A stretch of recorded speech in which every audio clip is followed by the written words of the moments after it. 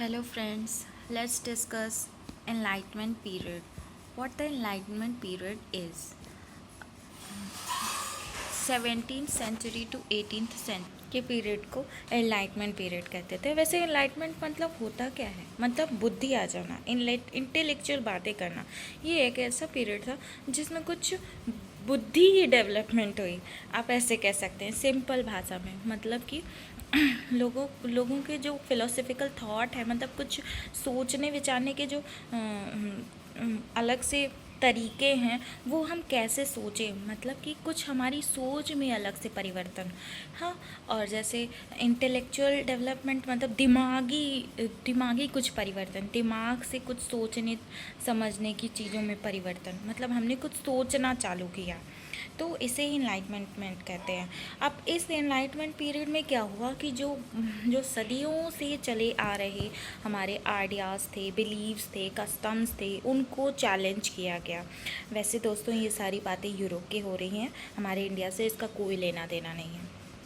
अब जैसे नए नए थिंकर्स, उस टाइम के थिंकर्स आ रहे थे, जैसे मॉन्टेस्क्यू ने अपनी book the spirit of law में इन्होंने क्या लिखा कि पावर का कंसंट्रेशन किसी एक हाथ में नहीं होना चाहिए।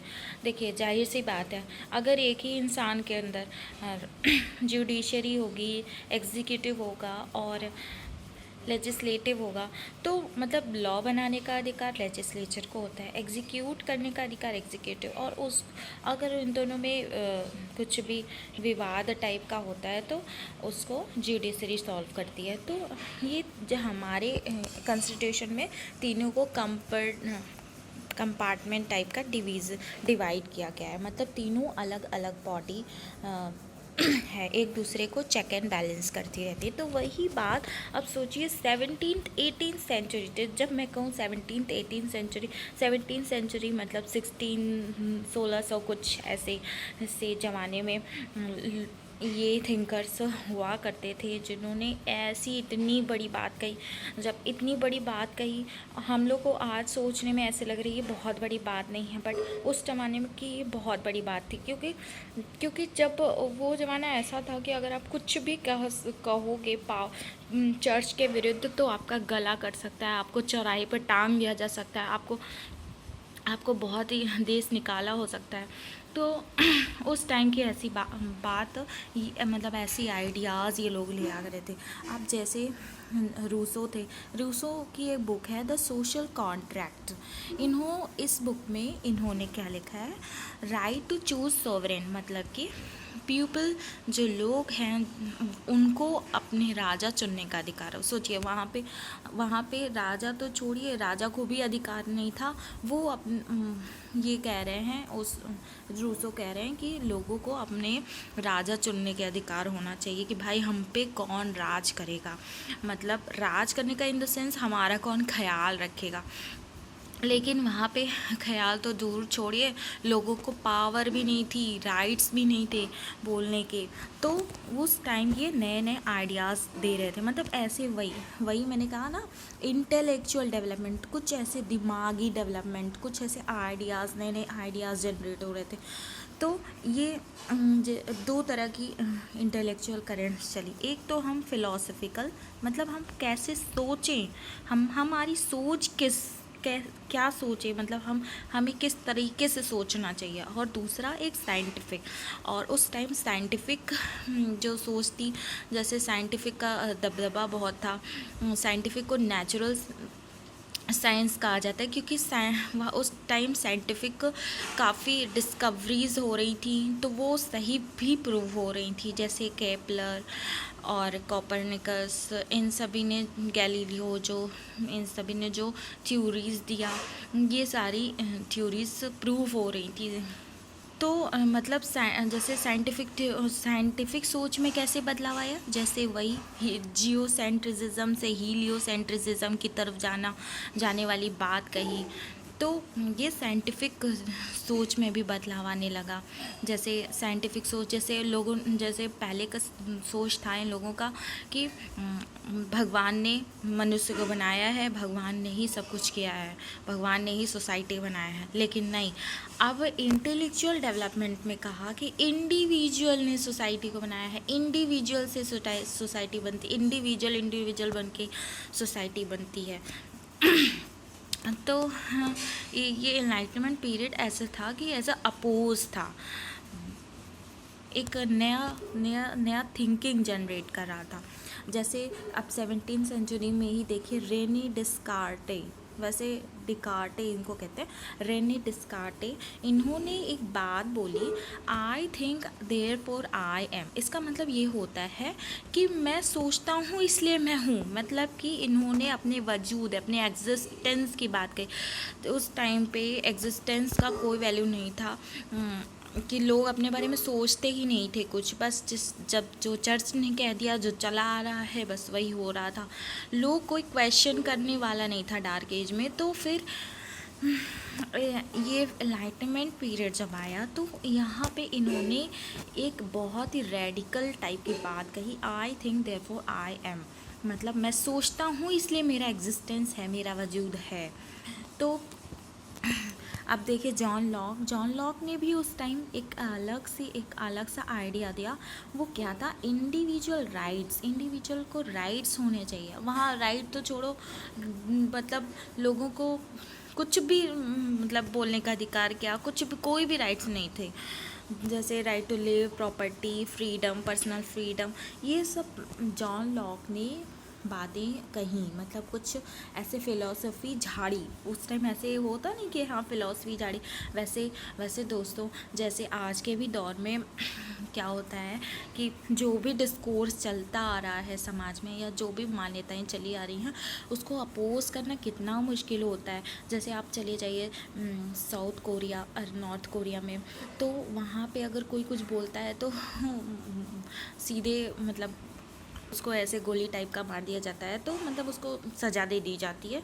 तो सोचिए उस ज़माने में जब एनलाइटमेंट पीरियड था, जब डार्क एज था, जब सिर्फ चर्च की चलती थी, और उस टाइम पे ये ऐसी बात कर रहे थे, तो एक नया आइडिया जनरेट कर रहे थे, लोगों को एक फ़िलॉसफी जनरेट कर रहे थे कि कैसे सोचना है। तो फ़िलॉसफी मतलब फ़िलॉसफिकल हमारे सोचने के तरीके में बदलाव। तो अब ये लोग क्या ट्राई कर रहे थे कि मतलब हम ऐसा रेशनल थिंकिंग रखें, रेशनल सोच रखें, ऐसी कोई सोच या ऐसी कोई थ्योरी बने जो रैशनल हो। मतलब कि रैशनल का मतलब होता है तर्क, जो मतलब का नहीं हो, जिसके पीछे कोई कारण हो, जिसको हम तर्क से सिद्ध कर सकते हो, जो सिर्फ सुनी सुनाई बातों पे ना हो। उससे तो उस तरह की ग्रैंड और जनरल एब्स्ट्रैक्ट थ्योरी बनाने की कोशिश कर रहे थे। तो फिर अब क्या हुआ कि यही जो फ़िलॉसफी है, मतलब ये जो हमारा सोचने का उस टाइम तरीका था, मतलब कि सोच में जो बदलाव आ रहा था, ये कैसे बदलाव किससे प्रभावित है, न्यूटोनियन फिज़िक्स, मतलब कि साइंस से प्रभावित हो। क्योंकि साइंस का मैंने कहा कि बहुत ही दबदबा था, साइंस उस टाइम प्रूफ हो रही थी। वही था ना कि सन जो है अर्थ के अराउंड चक्कर लगा रहा है। ये बात ये चर्च ने कही, लेकिन चर्च की बातों को कोई चैलेंज करने वाला नहीं था। तो साइंटिस्ट आए, साइंटिस्ट ने चर्च की बातों को चैलेंज किया कि नहीं, सन के अराउंड चक्कर लग रहा है हमारे ग्रह का।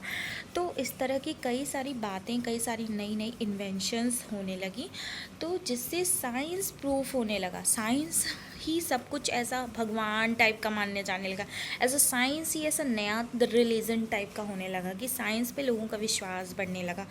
तो धीरे धीरे क्या हुआ, लोगों ने सोचा कि अब हमें ऐसे कोई आइडियाज़ लेने हैं जो हमारे सोशल वर्ल्ड पे अप्लाई हों। ऐसे कोई थिंकिंग हम सोचें कि जो हमारी ये जो सोशल वर्ल्ड है, कोई ऐसे लॉज बनाए, कोई ऐसे प्रॉब्लम मतलब प्रॉब्लम सॉल्व कर सके समाज की, क्योंकि समाज में उस टाइम जब इस तरह के रेडिकल थॉट्स आ रहे थे, रेडिकल थॉट्स थिंकर्स दे रहे थे, तो बहुत ज़्यादा कियोस मच रहा था।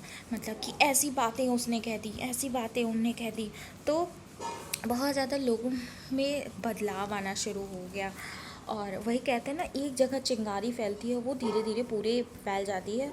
उसी तरह से इनलाइटमेंट में भी जब नए नए थिंकर्स आए, इन्होंने बोला। और मैंने पिछले वीडियोस में बताया था कि मैन्युस्क्रिप्ट पढ़ के उन्होंने भी अपने क्लासिकल मैन्युस्क्रिप्ट पे ध्यान दिया और धीरे धीरे बदलाव लाने लगे। सोच में ह्यूमनिज़्म पे फोकस होने लगा, इंडिविजुअलिज्म पे फोकस होने लगा। मतलब कि इंडिविजुअल ही सब कुछ है, इंडिविजुअल की खुशी सब हमें चाहिए, हमें सोसाइटी की उससे मतलब नहीं है। तो इसमें इनलाइटमेंट पीरियड में क्या हुआ कि लोग क्या करने लगे, कॉम्प्रिहेंड मतलब समझने की कोशिश कर रहे थे। किसको? कि यूनिवर्स को हम समझ सकते हैं, हम इस वर्ल्ड को समझ सकते हैं, हम इसको कंट्रोल कर सकते हैं। कैसे कंट्रोल करेंगे? एक यूनिवर्सल लॉ बना के, ऐसे लॉ बनाएंगे जो कि, तो क्या था कि physical world dominated by natural law. इसका मतलब ये है कि उस टाइम की जो परिस्थिति थी उसमें ये साइंस का बहुत ही दबदबा था। नेचुरल लॉ मतलब वही साइंस के लॉ जो कि आगे एप्लीकेबल होते हैं, क्योंकि साइंस के लॉ आगे एप्लीकेबल होते हैं, प्रिडिक्टेबल होते हैं, तो फैक्ट्स पे बेस होते हैं। तो क्या होने वाला है, क्या नहीं होने वाला है, साइंस हमें प्रिडिक्ट करके बता देती है एकदम करेक्टली सल्यूशन। तो उसी तरह से एनलाइटमेंट थिंकर्स जो थे, इन्होंने भी सोचा कि हम कुछ ऐसे लॉज बनाते हैं जो कि समाज में जो ये चल रही है परेशानियाँ, जो बहुत ही उथल पुथल अफेवल मचा हुआ है, ये सॉल्व हो सके। तो शुरू के थिंकर्स जो फिलोसोफर्स थे, इन्होंने किस पे फोकस किया? आइडियाज़ पे। ये नए नए बस विचार दे रहे थे कि हाँ हमें ऐसे सोचना है, हमें ऐसे सोचना है।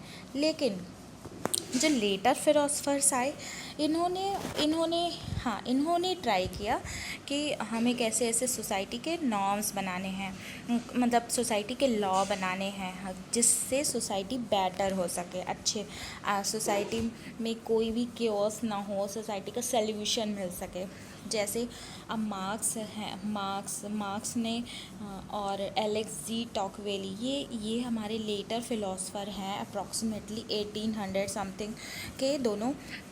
तो इनका भी फोकस था थ्योरी बनाने का। लेकिन जो आइडियाज़ रियल वर्ड से जो आइडियाज़ जो मॉन्टेस्क्यूज और जॉन लॉक ने दे के गए थे, उन आइडियाज़ को ये लोग टेस्ट करना सोच रहे थे कि अब चलो इन आइडियाज़ को टेस्ट करें, क्योंकि ऐसे आइडियाज़ पे आइडियाज़ बना के रखे जा रहे हो कि हमें ऐसे सोचना है, वैसे सोचना है, वैसे सोचना है। अब चलो करने पे फोकस किया जाए, खाली थिंकिंग पे फोकस ना किया जाए।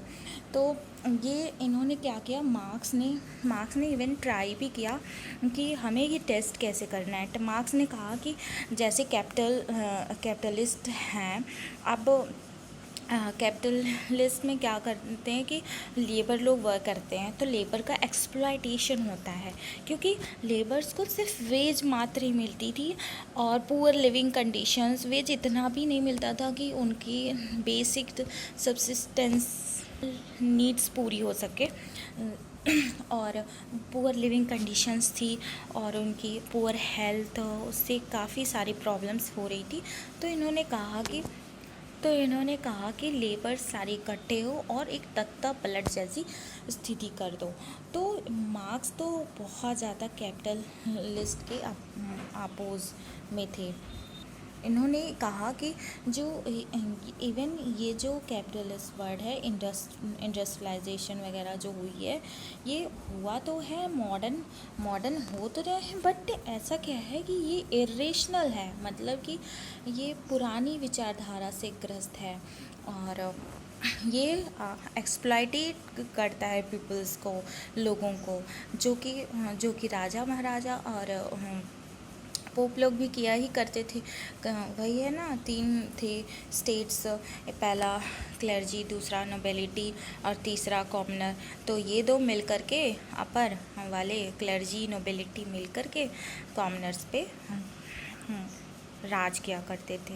तो इन लोगों ने भी क्या किया कि थ्योरी बनाने के लिए सोचा, लेकिन थ्योरी को अप्लाई करने के लिए भी सोचा कि हाँ, हम जो आइडियाज़ मिल रहे हैं उसको हम अप्लाई भी करें। अब नेक्स्ट वीडियो में हम आगे के लेक्चर्स प्रोसीड करेंगे। Okay, thank you, bye bye.